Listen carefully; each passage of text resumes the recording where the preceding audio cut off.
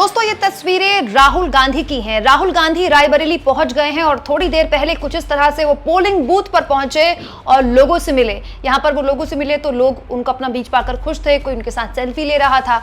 लेकिन इस बीच राहुल गांधी इसलिए पोलिंग बूथ पर नहीं आए। राहुल गांधी इसलिए पोलिंग बूथ पर आए क्योंकि रायबरेली में कई पोलिंग स्टेशन में ये तो मशीनें खराब होने की खबरें आ रही थी या फिर वोटिंग थोड़ी लेट होने की खबरें आ रही थी। इसीलिए राहुल गांधी का बूथ तक आना, बूथ पर पोलिंग बूथ तक आना अपने आप में एक बड़ा संदेश देता है कि जो उनको लेकर ये कह रहा था कि ये तो शहजादे हैं, या जो ये सोच रहा था कि रायबरेली उनके लिए एक सेफ सीट है, उन्होंने किसी भी हाल में इस सीट को सेफ नहीं लिया है। और राहुल गांधी के जमीन पर उतरने से पहले ही रायबरेली में रिकॉर्ड वोटिंग हुई है। दोस्तों ये खबर साफ तौर पर बताती है कि उत्तर प्रदेश के रायबरेली में सुबह 11 बजे तक 28% मतदान हो गया। मतलब जिस वक्त मैं ये रिकॉर्ड कर रही हूँ वीडियो और आप जब वीडियो देख रहे हैं तो हो सकता है कि इससे डबल हो चुका हो। मतलब आप सोचिए अभी आधा दिन भी नहीं बीता है, सुबह 11 बजे तक रायबरेली के लोग इतने बड़े स्तर पर पोलिंग बूथ पर जा रहे हैं। तो सवाल ये कि राहुल गांधी का रायबरेली से चुनाव लड़ना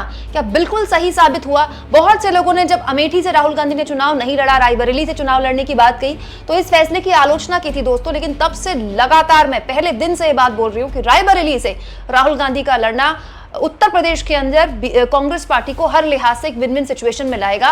और जिस तरह का वोटिंग टर्नआउट केवल 11 बजे तक 28% का बताता है, और जिस तरह से लोग देखिए राहुल गांधी के साथ अपने आप को सहज देख रहे हैं, कोई उनके साथ फोटो खींच रहा है, कोई उनसे हाथ मिला रहा है, यह साफ तौर पर संदेश है कि रायबरेली में लहर चल रही है राहुल गांधी के नाम की। और इस बीच जो बड़ी जानकारी निकल कर आई है दोस्तों अमेठी को लेकर भी है। अमेठी में भी टफ फाइट है। आप जानते हैं केंद्रीय मंत्री स्मृति ईरानी जो पिछले कई महीनों से चैलेंज पर चैलेंज दिए जा रही थी, कहीं राहुल गांधी को चैलेंज दे रही थी, कभी प्रियंका गांधी को चैलेंज दे रही थी, आज जब उन्होंने वोट डाला, जी हां, आज जब स्मृति ईरानी ने अमेठी में वोट डाला, एक बहुत ही अजीब सी चीज मैंने नोटिस की दोस्तों। ये वीडियो स्मृति ईरानी के दफ्तर ने, स्मृति ईरानी ऑफिस ने ट्विटर पर पोस्ट किया है। ये वीडियो ANI का है इसलिए मैं आपको दिखा नहीं सकती, लेकिन इस वीडियो को पोस्ट करते हुए और इस वीडियो में जो बात स्मृति ईरानी ने बोली है उसका मर्म देखिए।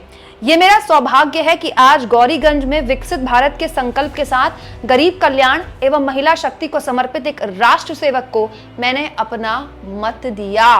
स्मृति ईरानी ने जो बात यहाँ पर मीडिया से बोली वो पूरी तरह से मोदी जी की तारीफ कर रही थी। उन्होंने कहा कि ये मेरा सौभाग्य है कि मैंने आज यहाँ आकर विकसित भारत का जो संकल्प लिया है, मोदी जी ने उनको जिताने के लिए वोट किया।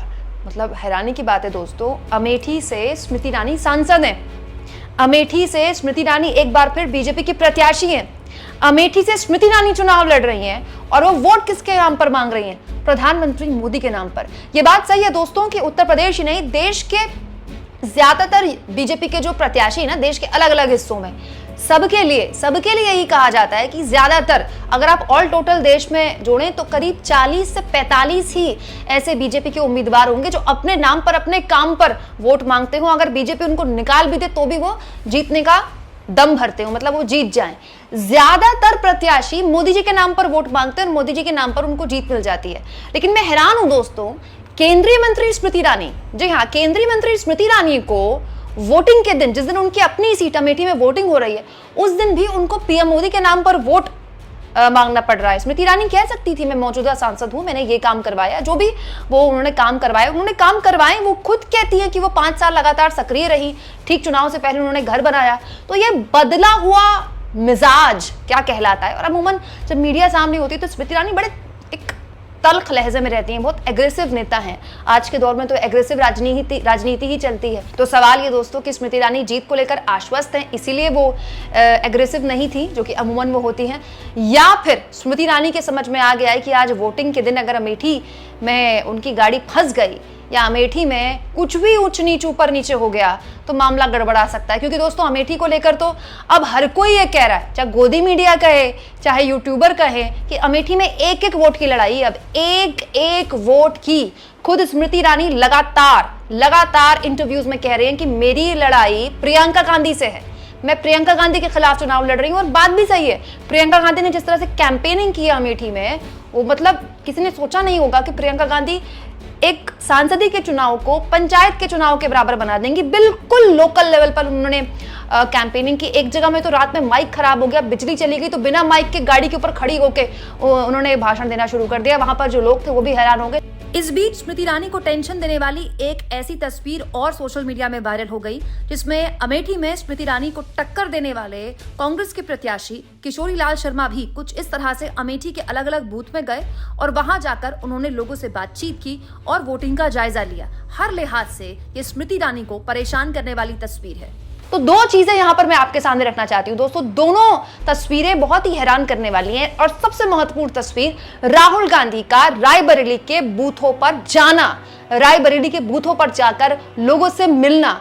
ये एक एहसास कराता है लोगों को कि अगर राहुल गांधी यहां से चुनाव लड़ रहे हैं तो उनका कोई बैकअप प्लान है, इसलिए नहीं, वो चाहते हैं कि यहां से वो चुनाव लड़े। क्योंकि रायबरेली को लेकर लगातार कहा जा रहा है कि रायबरेली राहुल गांधी अगर जीत जाते हैं, जिसकी बहुत ज्यादा उम्मीद है, और जो टर्नआउट है, वोटिंग टर्नआउट, वो बता भी रहा है, रायबरेली कोई बहुत मुश्किल लड़ाई नहीं है। अमेठी वाली कांटे के टक्कर नहीं है रायबरेली में। रायबरेली में राहुल गांधी का जीतना बहुत ऑब्वियस है।